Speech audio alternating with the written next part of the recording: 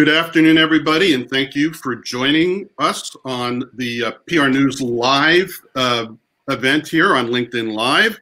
Our guests today are Neil Foote and Dwayna Haley. Dwayna is the Senior Vice President at Porter Novelli. She leads the largest business sector of the agency's anchor tenant, which is Bayer. And she also works with Food Lion, as well as many other companies. Interestingly, in 2018, she was appointed to represent the Porter Novelli on the inaugural PR Council Next Board. And that's a cross-industry assembly of rising leaders connected to bring next generation thinking to current industry challenges. Dwayna lives in Marietta, Georgia, which is outside of Atlanta. And she lives there with her devastatingly handsome husband, Brian, and their two little nuggets, Noah and Lillian. Our other guest is Neil Foote, who is a old school journalist, but a new school storyteller. In his youth, which was not that long ago, he was a reporter at both the Washington Post and the Miami Herald. He's been in the newspaper business for a long time. Now he is the board president of the National Black Public Relations Society. He also runs his own firm, Foote Communications, and he's a principal lecturer at the University of North Texas's Mayborn School of Journalism. Welcome both Dwayna and Neil. Dwayna, tell us how you are getting along sheltering in out in suburban Atlanta. How is it out there? We are making it. I think we've finally gotten past the terrors of cabin fever, which was really tough early on, especially with a 6-year-old and a 10-year-old, not understanding, like, why can't we just go to the park? Or I don't understand. But we have become very resourceful. I'm relying on my Southern roots and sending my children outside to play in the backyard. So we're making it. We've brought in some grandparents here and there to kind of help with things. So far, we're keeping hope alive. And Neil, what about you? What's it like to wear 3 hats at home? Here you go. Well, sheltering in place at home, has been interesting, particularly from the teaching side. We transitioned to completely online in the middle of March, which kind of coincided with a spring break that extended well beyond that. So fortunately, I had one class that was already 100% online. So those students were already used to the pattern. Getting my other students, primarily undergrads, to get used to working virtually was a little bit of an adjustment. But I'm proud to say they all did really well in kind of adjusting to the new world that we live in right now. So other than navigating through, grocery stores and who has what, when, and when we can slide into that. Yeah, you're nodding your head. You understand the logistics, should I do delivery today or should I venture in the store? What? Yeah. So we've all, we could all write textbooks on this stuff now. Yeah. So, a light opening, but our topic today, I'm afraid, is rather important and rather vital, and there's very little humor about it, I'm afraid, and that's diversity and inclusion in the midst of what's gone on in this country in the past 8 days with the killing of George Floyd in Minneapolis, and the reaction to it from the world. Actually, there are plenty of demonstrations going on in Europe, I understand. But of course, we know what's going on right here. I'm in suburban Washington, D.C., and it's only blocks away from me. What's going on at the White House and at St. John's Church in the last couple of days. Our focus today, though, to kick it off, Neil, you wrote a very prescient article for PR News Online. And I think we're going to show that. If Nicole could show that on the screen right now, I think that's going to show. And it was called, let's not do convenient, or why PR needs to avoid convenient diversity now. Neil, what's convenient diversity? Convenient diversity is, as I bluntly say in the article, is the carting for media or in statements, the diverse talent at a firm or a company at the times of racial crisis. And my essay kind of goes to the point that too often, and it's times like these crises, Black folks are brought before to talk about this issue about race and diversity, but never brought in when the conversation is about finance and mergers and acquisitions. And my concern here is that what we need to do is kind of a gut check, is that unfortunately, from an executive level across the board, there are only 5 Black CEOs of Fortune 500 companies. Korn Ferry study several years ago showed that there are less than 2% diverse, 2% Black chief communications officers. So we've got work to do to make sure that companies realize that we need strategic plans for diversity. That just as we've looked at strategic plans for mergers, acquisitions, massive discussions over the last 2 months about how we transition in-person offices to virtual offices, diversity has to be part of that same strategy. That it can no longer be convenient to say that we have diverse folks and we care about diverse issues, but the real sincerity and real progress that can be made about diversity, equity, and inclusion is when it's consistently part of our conversations. And it's integrated into our business strategies as PR agencies or corporations. And there was a recent McKinsey report and even a Harvard Business Journal review article that talked about when diversity is a critical component of every company, it does generate returns. And that's a brass tacks bottom line number, along with the moral issue that goes with what we're talking about today and why we're seeing such concern about what's going on in the world today. So Neil makes the case very well for a financial case for diversity, the moral case for diversity, the communications case for diversity. But in fairness, Neil, we've heard this many times before. I want to get Dwayna into the conversation here. Maybe, and I know you feel this way, Dwayna, maybe this is a moment to stand for the right idea, and maybe the dual issues of the coronavirus and how it's disproportionately affecting Black and brown communities, and what's gone on with Mr. Floyd, the late Mr. Floyd in Minneapolis. Maybe these are two things that can tee up so conveniently for companies to actually really do something. Because I know Neil and I have, Neil, we've published your argument like this too many years. The truth. Dwayna, talk about this being a moment to stand for the right idea. Yeah, I think that, standing for the right idea is one of our Porter Novelli values, is one of our internal values. And it's one that I hold dear because it really comes down to really defining why we believe purpose within the communications industry is so important. One of the things that's clear to me about companies and DE&I is that if it exists at all, it oftentimes is a role that reports into HR and therefore seen as an internal communications vehicle and more so an optional internal communications vehicle, such that when you see things like the coronavirus or business impact happen, a lot of times those roles are the first to go.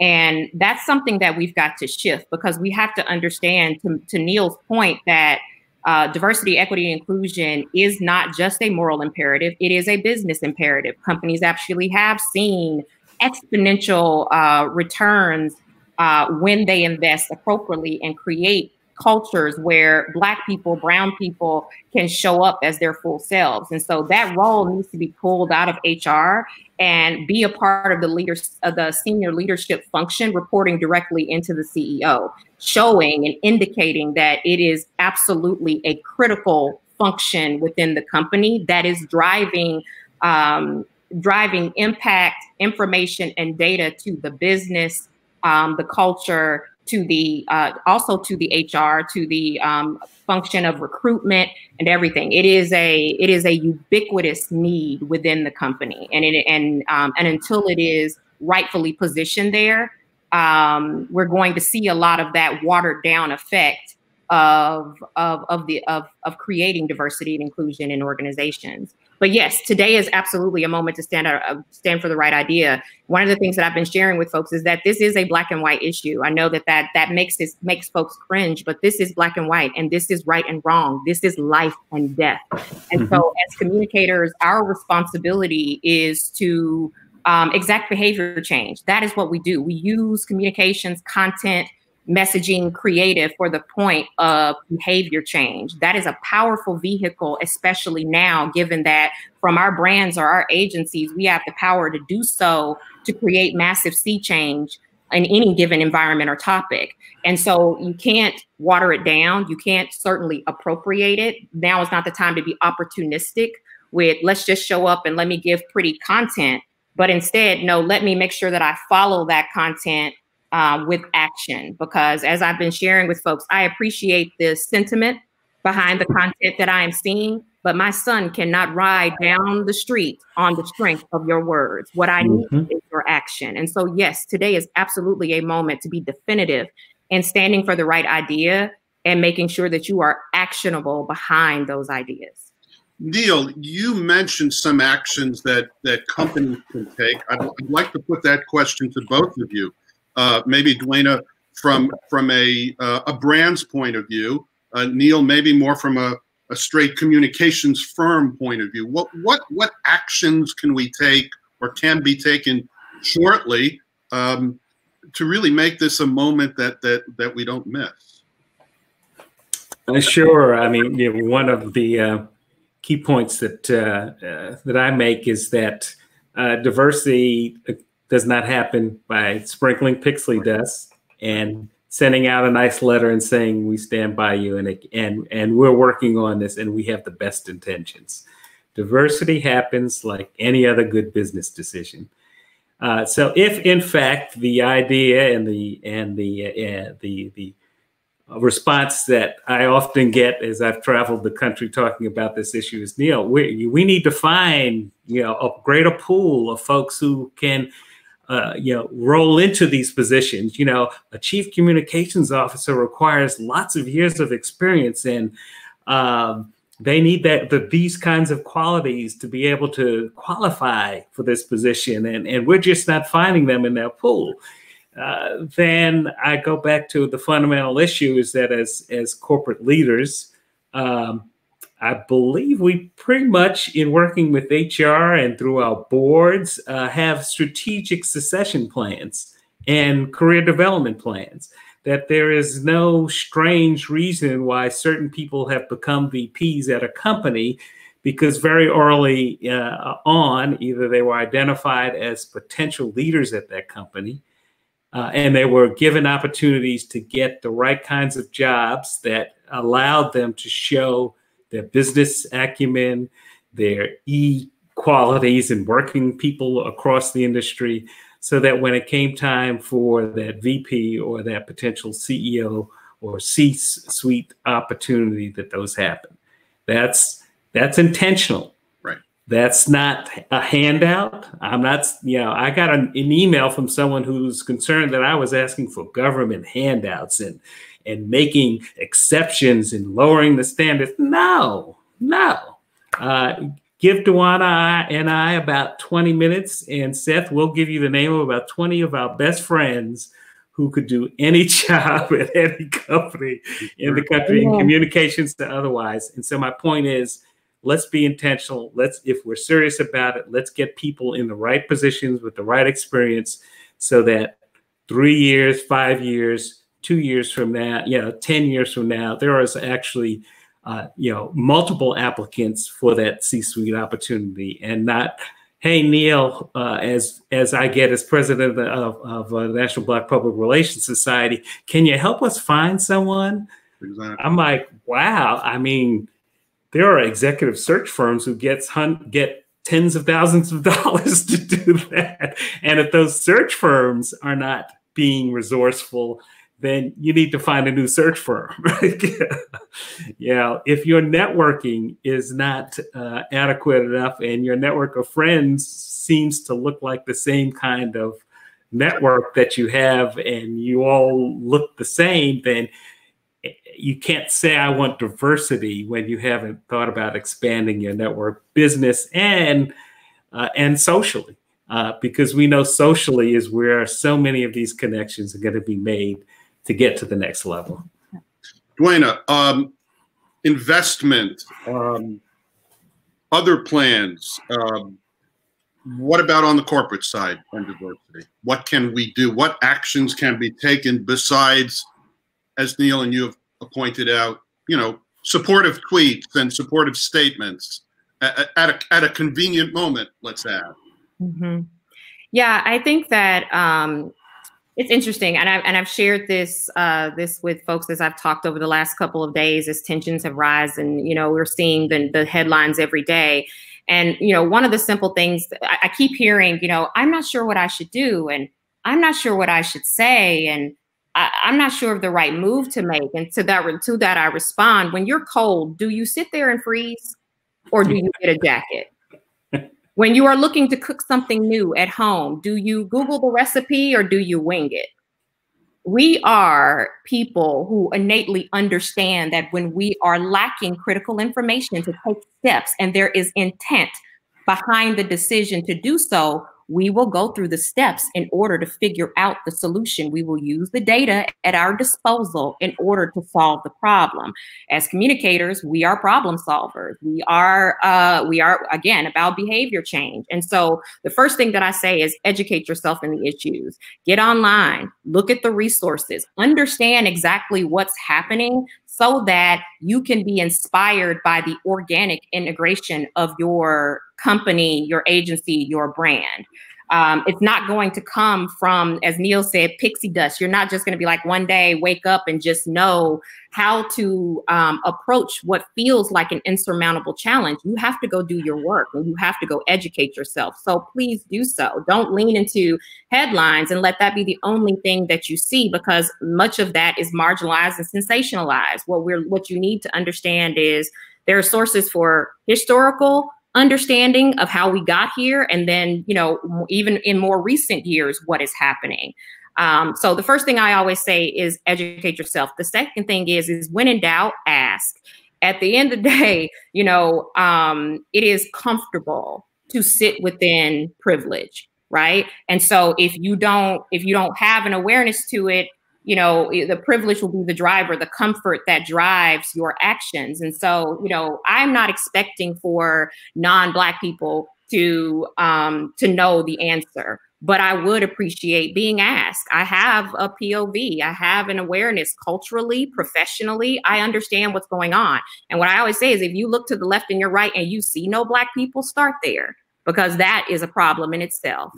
The other thing is making sure that when you are doing your research, you are looking for ways to act. So imagine the power of, if you have a powerful brand that does great content, you have resources to be able to donate, figure out which one of those reputable ones that you want to get involved in. And that's a powerful position for a brand to align with organizations to say, we stand for X. That's a powerful place to start. And then, of course, Inside Out. That's a movie that I watch with my children a lot, about their anger and your emotions. But here I'm referencing your organizations. Yes, be intentional about your recruitment.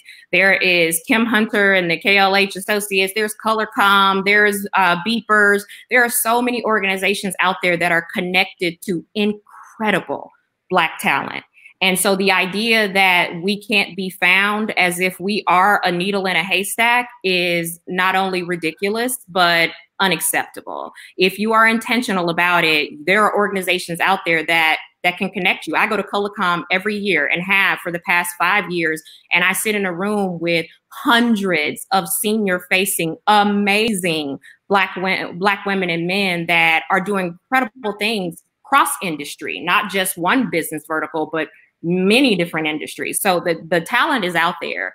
But beyond the talent and recruitment, you need to be intentional about your culture. You need to make sure that you are creating a culture in partnership with your DE&I champion, or certainly if you don't have one, with an organization that allows an environment that creates an environment that allows for Black people to show up as their full selves, not the one that you're most comfortable with. The code switching and the things that we have to do to exist within environments needs to stop. I'll end with, one of the things that I have probably run away from my entire career is the idea and the notion of being an angry Black woman, because it was something that further marginalized me within an environment and kept a further thumb on me to stop me from being able to progress if they could just anoint me and characterize me as angry instead of passionate or ambitious or any of the things that I actually was. And after everything that is happening, I am proudly announcing today, I am an angry Black woman. I'm angry. I'm angry that my people are dying. I'm angry that I can't, with all in confidence and peace in my child, to ride his bike down the street. And I will use that anointing and not just sit within the anger, but use it to empower through forums like this to help people to understand that there are intentional choices that we can make to really create a sea change within, use our industry to create sea change if we really want to. And so, yes, that's my response to that. We have about 4 minutes left. I'd like to invite the audience to comment or send us questions with the time we have left. We'd love to entertain them. In lieu of questions, however, I'm going to expand on Dwayna's last point. PR specifically, what is PR's role here? A couple of very sobering statistics we published just a couple of days ago. The U.S. PR industry is about 88% white, about 7% African American, even less Hispanic, fewer Hispanic. Asian American is barely 3%. If we don't look like the people we're communicating to, how do we communicate with them?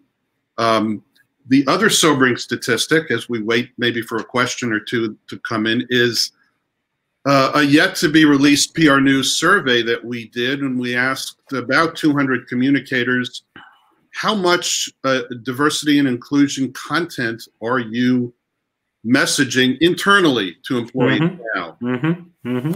It was not a pleasant statistic. It was about, as I recall, it was about 36% said they were including D&I content in their much heightened internal communications during the coronavirus.